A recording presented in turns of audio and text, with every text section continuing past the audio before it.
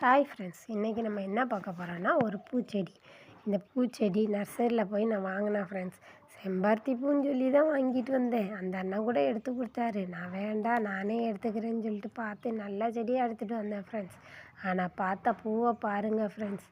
இது ரொம்ப நாள் பூவே பூக்கலை, 1.5 வருஷமாக. ஆனால் என் ஃப்ரெண்ட்ஸ் வீட்டிலலாம் செம்பருத்தி கொண்டு வச்ச உடனே பூ வந்துடுது ஃப்ரெண்ட்ஸ். நானும் சரி வச்சு பார்ப்போமேன்னு சொல்லிட்டு நம்ம வீட்டில் நமக்கும் தேவை தானேன்னு சொல்லிட்டு வச்சேன் ஃப்ரெண்ட்ஸ்.